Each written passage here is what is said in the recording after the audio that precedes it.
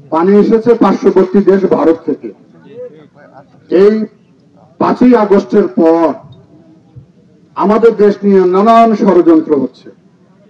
তার মধ্যে অন্যতম ষড়যন্ত্র হচ্ছে, এটা হলো পানি থেরাপি বলা হয়। অর্থাৎ এই সরকারকে, এই অন্তর্বর্তীকালীন সরকারকে কিভাবে নাস্তানাবুদ করবে, এটি একটি পার্শ্ববর্তী দেশের ষড়যন্ত্রের অংশ। ভারতে বৃষ্টি হয়েছে প্রচুর, গজলডোবার বাঁধ রয়েছিল, তারা সেইখানে পানিটা আটকে রাখতে পারত। তারা আমাদেরকে কোনো নোটিশ দেয়নি, কোনো জানাই নাই। হঠাৎ রাতের বেলা পানি ছেড়ে দিল। আমাদের তিস্তা ব্যারেজের 42টি কপাট বা গেট খুলে দিতে হয়েছে আমাদের। সেই পানি আমাদের জেলার হাতীবান্ধা, কালীগঞ্জ, আজিতমারি এবং সদর উপজেলার ভিতর দিয়ে প্রবাহিত হয়েছে। এই পানি ধীরে ধীরে কুড়িগ্রাম, এখন গাইবান্ধায় যাচ্ছে, তারপরে বগুড়া হয়ে সিরাজগঞ্জ যাবে। আমি এই কথাটা বলতে চাই যে বারবার বিনা কারণে আমাদের এই অসহায়, গরিব, দুঃখী যারা নদী পাড়ে বসবাস করে, যারা ছিন্নমূল মানুষ, তাদেরকে পার্শ্ববর্তী দেশে এ ধরনের আক্রান্ত হতে হয়। এর পাশাপাশি আমরা সীমান্তবর্তী জেলা লালমনিরহাট, প্রতিদিন খবরে দেখবেন আমার ভাই বোনরা যারা সীমান্তের পাশে কৃষি কাজ করতে যায়, তাদেরকে পার্শ্ববর্তী দেশের বিএসএফরা পাখির মতো গুলি করে মারে। কিন্তু বিগত হাসিনা সরকার সেটার ব্যাপারে কোনো প্রতিবাদ করে না। একটি স্বাধীন দেশের মানুষকে গুলি করে মারে, উনি যদিও অবৈধ প্রধানমন্ত্রী ছিলেন, তারপরে ওনার কর্তব্য ছিল এটা প্রতিবাদ করা। উনি সেটা প্রতিবাদ করে না। উনি বলেন যে আর আমার দেশের লোক যতই মারা যাক, আমাকে ক্ষমতায় রাখতে হবে। সেটা নতুন করে প্রমাণিত হয়েছে। বাংলাদেশের ছাত্র বৈষম্য আন্দোলনে এই খুনি জালেম সরকারের পতন হয়েছে। সেই সরকারের প্রধান শেখ হাসিনা আশ্রয় নিয়েছে ভারতে। জিজ্ঞাসা করতে চাই ভারত সরকারকে যে বিনা পাসপোর্টে, বিনা ভিসায় কিভাবে একটা লোক এরকম দেশের জঘন্যতম কাজের যিনি মহা নেত্রী ছিলেন, তাকে কিভাবে আশ্রয় দেওয়া হলো।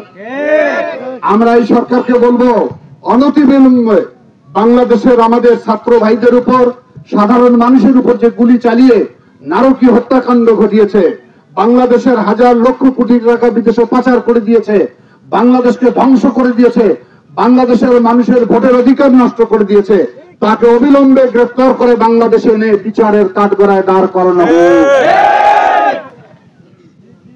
আমাদের প্রিয় নেতা তারেক রহমান শুধু লন্ডন থেকে যখন জানলেন যে তিস্তার অববাহিকায় মানুষ ডুবে গেছে, পানি হয়েছে, গতকাল রাতেই আমাদের সঙ্গে বৈঠক করেছেন। উনি বলেছেন আর কান বিলম্ব না করে বানভাসী মানুষের পাশে গিয়ে দাঁড়ান। আপনারা সবাই জানেন বিএনপি কিন্তু ক্ষমতায় নাই, আমরা এখনো বিরোধী দল। আজকে যতটুকু আপনাদের জন্য আমরা নিয়ে এসেছি, এটি একটি সহানুভূতি। আপনাদের বিপদে আপনাদের পাশে দাঁড়ানো আমাদের নিজেদের পয়সা দিয়ে নিয়ে এসেছি। সে কারণে আমরা মনে করি এই তিস্তা নিয়ে অনেক নাটক করা হয়েছে। আমি প্রায় সময় দেখতাম ফেসবুকে, এই কালমাটি পাকার মাথায় বাঁধ হচ্ছে, প্রোটেকশন দেওয়া হচ্ছে, বহুত নাটক আমি শুনেছি। আপনারা নিজেরাও জানেন তিস্তা পরিকল্পনা নেওয়া হয়েছিল, সেটা বাস্তবায়ন হয়নি। কেন হয়নি? পার্শ্ববর্তী দেশ ভারতের আপত্তির কারণে। পার্শ্ববর্তী দেশের মমতা মোদী হাসিনাকে বলেছে যে তিস্তা মহাপরিকল্পনা বাস্তবায়ন করা যাবে না।